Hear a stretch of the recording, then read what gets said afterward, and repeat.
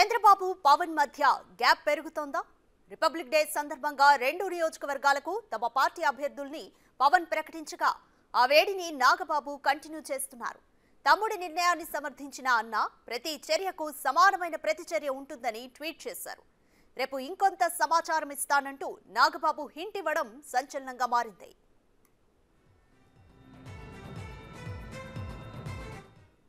చంద్రబాబు పొత్తు ధర్మం మర్చిపోయారని పవన్ విమర్శ.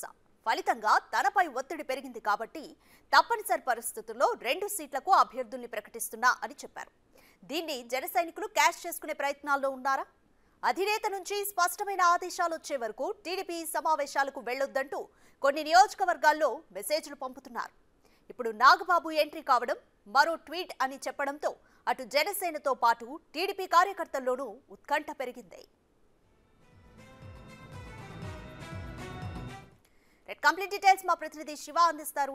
శివ, టీడీపీ జనసేన మధ్య గ్యాప్ పెరుగుతుందా? పొత్తు ధర్మంలో పాటించడం లేదంటూ కూడా జనసేన విమర్శిస్తోంది. కంప్లీట్ డీటెయిల్స్ ఏంటి? నాగబాబు ట్వీట్ ని కూడా ఎలా చూడాలి? మొత్తం మీద చూసుకుంటే టీడీపీ జనసేన మధ్య ఒక అయోమయం అయితే ప్రస్తుతం నెలకొనున్న పరిస్థితి కనిపిస్తా ఉంది. ముందు పొత్తు ధర్మం పాటించకుండా టీడీపీ వాళ్ళు ఇష్టానుసారంగా వ్యవహరిస్తున్నారని చెప్పి కూడా పూర్తి స్థాయిలో జనసేన ఆరోపించింది. అయితే నిన్న తాను కూడా ఒత్తిళ్లు 5-6 అంశాలు ఉంటాయి కాబట్టి నేను కూడా కార్యకర్తల ఒత్తిడి మేరకు 2 సీట్లు స్థానాలు ప్రకటిస్తున్నాను. రిపబ్లిక్ డే సందర్భంగా RRR మాదిరిగా తాను కూడా 2 టికెట్లు ప్రకటిస్తున్నానని చెప్పి రాజానగరం, రాజోలు ప్రకటించారు. సో ఈ నేపథ్యంలోనే ఆంధ్రప్రదేశ్ లో పొలిటికల్ హీట్ ఒకవైపు కొనసాగుతుంటే ఇంకొక వైపు టీడీపీ జనసేన మధ్య పొలిటికల్ హీట్ ఇంకొక స్థాయికి చేరుకున్న పరిస్థితి కనిపిస్తుంది. ఈ నేపథ్యంలో నాగబాబు కూడా పవన్ కళ్యాణ్కి సంఘీభావంగా మరొక ట్వీట్ చేసి రానున్న రోజుల్లో మరికొంత సమాచారం ఇస్తానని చెప్పి కూడా ఆయన ట్వీట్ చేశారు. సో ఓవరాల్ గా ఇటు 2 ట్వీట్ చేయడంతో కూడా అయోమయం అయితే ప్రస్తుతం నెలకొనున్న పరిస్థితి స్పష్టంగా కనిపిస్తా ఉంది. అయితే పొత్తు ధర్మం పాటించడంలో ఎక్కడా కూడా ఎవరము కూడా వెనకడుగు వేయం, కానీ పొత్తుగానే కొనసాగుతాము. కానీ అభ్యర్థుల ప్రకటన విషయంలో మాత్రం జరుగుతున్న దాన్ని మాత్రం తాము ఎట్టి పరిస్థితుల్లో ఉపేక్షించే ప్రసక్తే లేదనేది సందేశాన్ని మాత్రం బలంగా వినిపించబోతున్నట్టు తెలుస్తా ఉంది. రాధిక. రైట్ శివ, జనసేన అధినేత నుంచి స్పష్టమైన ఆదేశాలు వచ్చే వరకు టీడీపీ సమావేశాలకు వెళ్ళొద్దంటూ కూడా కొన్ని నియోజకవర్గాల్లో మెసేజ్లు పంపుతున్నారనేది మాట. ఏ విధంగా ఉంది పరిస్థితి?